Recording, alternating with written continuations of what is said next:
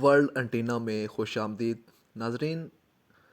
آج آپ کو اس عظیم خاتون سے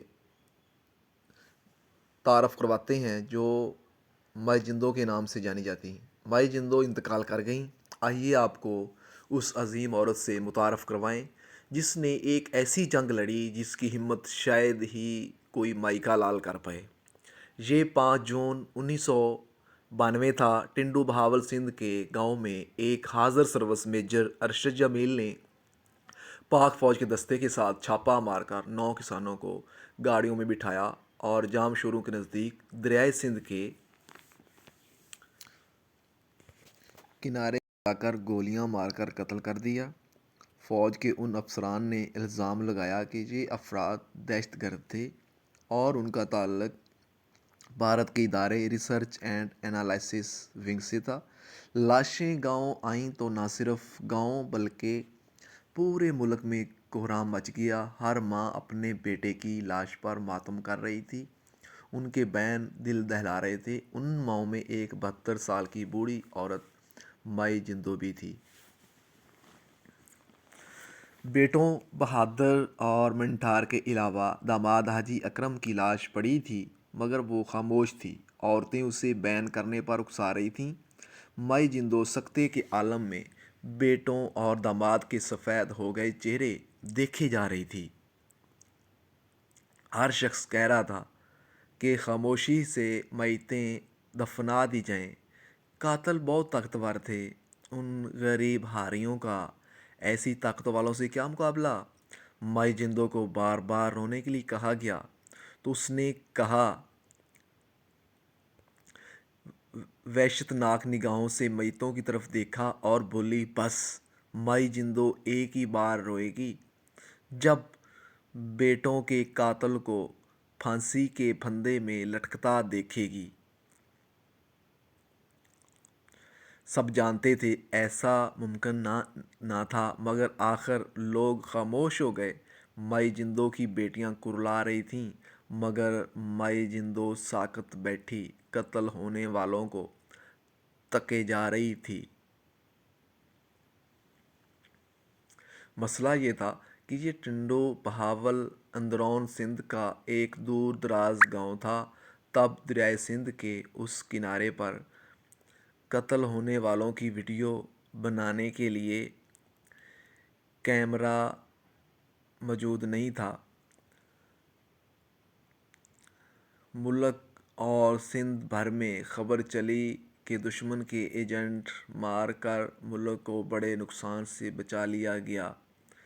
جس نے پڑھا سنا اس نے شکر کیا. مائی جندو بوڑھی تھی. جسمانی لحاظ سے جب سارا ملک شکرانہ ادا کر رہا تھا تب مائی جندو نے احتجاجی چیخ ماری. اس چیخ نے پرنٹ میڈیا کی سماعتیں چیر کے رکھ دیں.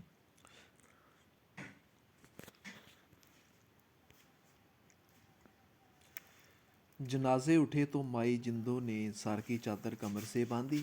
سیدھی کھڑی ہوئی اور لہو ہوتے جگر کے ساتھ بیٹوں کو الوداع کیا.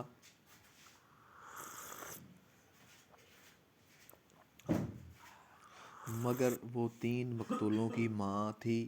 اس نے طاقت کے مراکز سے جنگ کا فیصلہ کیا اور اپنی 2 بیٹیوں کو ساتھ لے کر قاتلوں کے خلاف اعلان جنگ کر دیا. سوشل میڈیا کی غیر موجودگی میں یہ جنگ آسان نہیں تھی مگر نعرے بج چکے تھے. کشتیاں جل چکی تھیں اور واپسی محال تھی.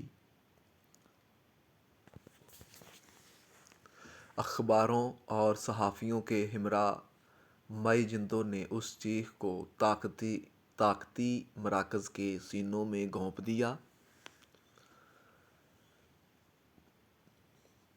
پہلی جھڑپ ختم ہوئی اور گرد چھٹی تو معلوم ہوا کہ قتل ہونے والے دہشت گرد نہ تھے بلکہ میجر ارشد جمیل کا ان کے ساتھ زرعی زمین کا جھگڑا تھا جس کی سزا میں انہیں قتل ہونا پڑا. 24 جولائی 1992 کو جنرل آصف نواز اور نواز شریف نے ملاقات کی اور جنرل آصف نواز نے میجر ارشد جمیل کا کورٹ مارشل کرنے کا حکم دے دیا۔ 29 اکتوبر کو فیلڈ جنرل کورٹ مارشل نے میجر ارشد جمیل کو سزائے موت اور 13 فوجی اہلکاروں کو عمر قید کی سزا سنائی۔ میجر نے پاک فوج کی سپہ سالار کو رحم کی اپیل کی، جو 14 ستمبر 1993 کو مسترد ہوئی۔ اس کے بعد رحم کی اپیل صدر فاروق لغاری سے کی گئی، جو 31 جولائی 1995 کو مسترد تو کر دی گئی، لیکن سزا پر عمل درآمد روک دیا گیا۔ اس کے بعد میجر ارشد جمیل کے بھائی کی اپیل پر سپریم کورٹ کے جج سعیدالزماں صدیقی نے حکم امتناع جاری کیا اور سزا روک دی۔ سزائے موت پر عمل نہ ہونے پر 11 ستمبر 1996 کو مائی جندو پھر میدان میں نکلی۔ اس کی 2 بیٹیوں نے حیدرآباد پریس کلب کے سامنے جسموں پر تیل چھڑک کر خود کو آگ لگا لی، اور ان کے اس عمل سے پورے ملک میں ایک بار پھر کہرام مچ گیا۔ بالآخر 28 اکتوبر 1996 کو طاقت کی دیواریں مائی جندو کے مسلسل دھکوں کے سامنے ڈھیر ہو گئیں۔ دار کا تختہ کھینچا گیا تو قاتل میجر ارشد جمیل کا جسم دار پر جھول گیا۔ عین اسی وقت سامنے کھڑی مائی جندو کی بوڑھی مگر زور آور آنکھ سے ایک اشک نکلا اور اس کے رخسار کی جھریوں میں تحلیل ہو گیا۔ مائی جندو، تمہیں دنیا کی تمام کمزور اور مظلوم سلام کرتے ہیں۔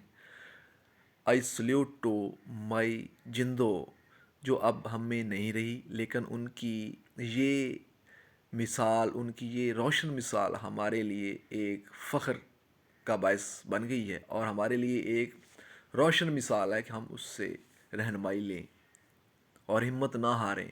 ہمت کرنے والوں کو خدا بھی مدد کرتا ہے۔